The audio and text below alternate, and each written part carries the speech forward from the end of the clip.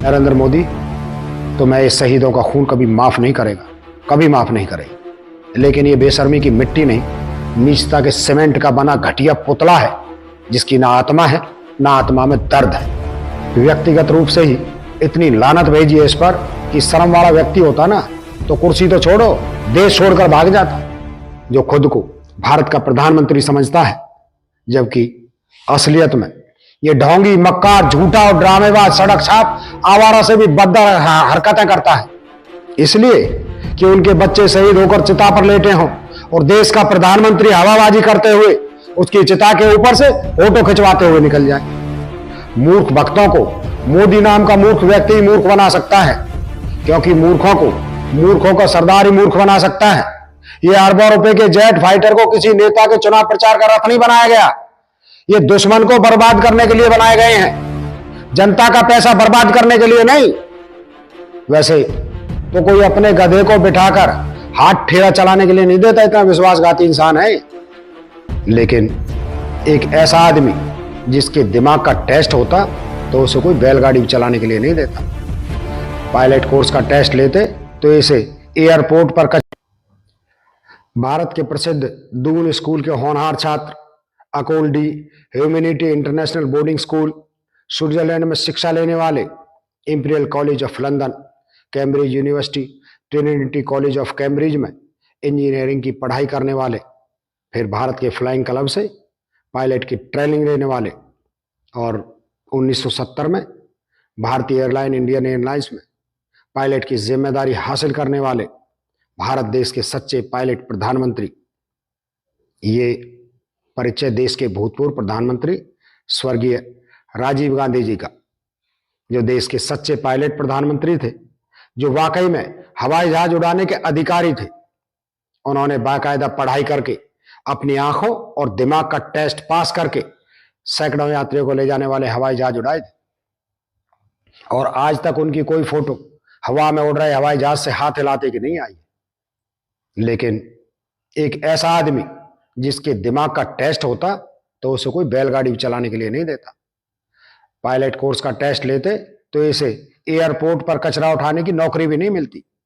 और भरोसे की बात करो तो कोई अपने गधे को बिठाकर हाथ ठेला चलाने के लिए नहीं देता, इतना विश्वासघाती इंसान है।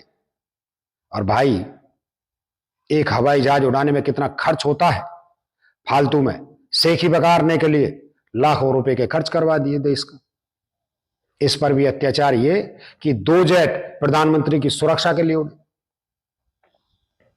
इससे भी दर्दनाक अत्याचार ये कि एक जेट कैमरामैन लेकर भी उड़ा। अब सोचिए, प्रधानमंत्री पद का नाजायज फायदा उठाकर सिर्फ एक अय्याशी करने के लिए देश के गैर जिम्मेदार प्रधानमंत्री ने फालतू में 4 जेट उड़ाने का खर्च देश पर थोप दिया। ये फाइटर जेट कोई शोबाजी, हवाबाजी, प्रचार प्रदर्शन या ड्रामा करने के लिए नहीं बनाए हमारे वैज्ञानिकों ने। ये अरबों रुपए के जेट फाइटर को किसी नेता के चुनाव प्रचार का रथ नहीं बनाया गया। ये दुश्मन को बर्बाद करने के लिए बनाए गए हैं, जनता का पैसा बर्बाद करने के लिए नहीं। वैसे हम जानते हैं इस ड्रामे पर वही लोग ताली बजा रहे होंगे जो मोदी भक्त होंगे, क्योंकि मूर्ख भक्तों को मोदी नाम का मूर्ख व्यक्ति ही मूर्ख बना सकता है, क्योंकि मूर्खों का सरदार ही मूर्ख बना सकता है। सो बना रहा है, उसके भक्त मूर्ख बन भी रहे हैं। अब इस ड्रामे का सबसे शर्मनाक वाक्य सुनिए, जिसे सुनकर आपके दिल टूट जाएंगे। 1 मिनट के लिए शांति से विचार कीजिए। एक ही शहर, एक ही दिन, शहर के एक हिस्से में शहीद जवान का अंतिम संस्कार किया जा रहा था, और उसी शहर में उसी दिन मोदी जी 4 फाइटर जेट लेकर हवा में फोटोशूट करवा रहे थे। नकली पायलट के कपड़े पहने असली पायलट बनने का ड्रामा कर रहे थे।